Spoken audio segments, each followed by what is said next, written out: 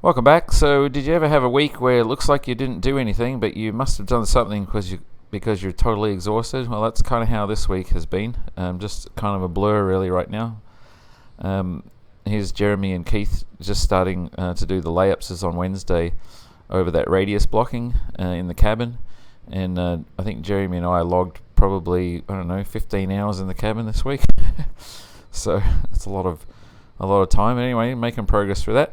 And meanwhile, Jim got these two flow control valves put in there for the landing gear, and that seems to have fixed the problem with the landing gear dropping down too quickly, and the up is also better now, and I'll show you that in a little bit. And so this is how it looks after we did the three of us did the first layup there, up around the back bulkhead there. And so still got to do that radius there on the keel where you can see still white. That's the resin and flux mix, micro mix. Always get it mixed up. Anyway, and then we've got little cutouts there that we did for where the seat rails are going to be, because they actually go all the way down to the floor, so we had to cut that out ahead of time so we didn't have to do it later on. Anyway, that one's ready to lay up now still. And Jim moved over to creating these, or this stand or a couple of stands actually, for the molds for the wing spars, so they can be nicely supported when the spar gets laid up, and you'll see more on that shortly. And Jeremy and I got the front or forward bulkhead half done there on Thursday morning, so this is where we've got it laid up and peel ply just around the bottom half there. And then in the afternoon we tackled that top area, and then on either side of the keel there. And this is how the landing gear operates now in the up cycle. So you'll see there's a little bit of a jerk there at the very end when it all comes up. I'm going to see if we can smooth that out. Right there you see the one gear sort of dropping, but anyway, it seems to be working okay. And by Thursday afternoon, Jeremy and I had finished these layups here, and we wanted to do a really good job on those, so we really wet down the peel ply nicely, so all of the transitions there are nice and smooth, where we've laid in the carbon fibre. We put down a heavy layer, and on top of that a lightweight layer, and again, as you can see, all around the top there. So that basically just reinforces all the cabin. I've already kind of thought of some ways that we can avoid having to do all this for production, so this is just a one-off deal at this point. And here Jim is actually getting set up there to start welding these frameworks together, and you'll see in a minute, I'll show you the picture of what this thing's supposed to look like. Basically it's sort of like a framework stand, kind of like a table really, for each of the wing spar molds to sit on, so they don't have any twisting or anything going on while you're laying them up, because that wouldn't be ideal.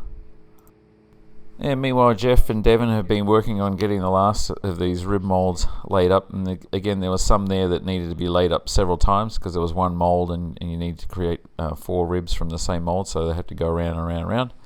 But they're getting through those. And this is me sitting in the wing tank. So I'm actually in the process now of taking the plastic tape, the packing tape that we had on the windows, and getting all the plastic off the windows, basically in preparation for post-curing this thing finally next week, because all the layup work that we needed to get done before we could post-cure it is now done. And there's Jim again, still working over there. And meanwhile, Jeff also laid up some carbon fibre over a 2x4 bit of steel, sort of creating like a big C channel there. And you'll see later on that's going to be used for some hinge points for the elevator controls. And here's Devon laying up yet another one of those ribs, so just they keep coming. I think there was about 30 of them that they had to do, and they're, as I said, pretty close to finishing. And here's Jeff's sketch of what this framework is going to look like. So it's kind of like a bit of a box there, and it has a turn in it there for where the winglet is in that mold, and it's just going to support each of the molds. So I think there's a left one and a right one, and as you can see, Jim's sort of in the process there, welding them all up. I was asking him if he was, initially I thought he was building Jacob's ladder, and then I thought he was building a bridge to nowhere or something like that, because he's got all these things going on. But anyway, he's just following what Jeff's laid out for him, so and doing it very quickly as well, mind you. And there's 6 of the ribs that were done there on Friday, so I think there's only like probably 2 or 3 more of the same ones that they have to do now, because they can only do one at a time in the mold. And here's my solution to the door hinge sleeve problem. So this is bronze bushing. I've got 4 of those, and I've got to cut those to size. So we'll still be using the stainless steel pins, but they won't jam up on these. And if they jam up on the sleeves that are still in the fuselage, it'll just be very lightly jammed, and it won't impact the door. So that should solve that problem. And Jeremy spent a little bit of time in the afternoon just cleaning under this thing, because those tables are coming off there next week, and that fuselage is going to go back in that jig, and then we're going to assemble the oven around it again, and we're going to cook this bad boy and get that all done so we can start putting all the other stuff back in. So there it is, sitting over there ready to be fried in the oven. We're going to take it up to about 210, I think, for about 24 hours. So this is what it looks like on the inside after all that peel ply had been removed and cleaned up, and I've cleaned off the windows. There's a little bit of still glue and stuff on some of the windows there. You just have to clean off with some alcohol, but you can actually see out now, which is kind of neat. And got the one door on there. The other door, obviously still need to change out those bushings, and that'll happen next week sometime. And that's what the forward bulkhead looks like there now, with all the radius blocking done around the outside edge there. And as you can see there, down on the keel as well. So I think we did a fairly neat job. It looks pretty clean, and ultimately I think we're just going to spray the inside of this thing just so it's all neat and tidy, and you don't see ton of different layups. And it really is a prototype. There's a lot of things that we've figured out now that of ways things need to be done going forward.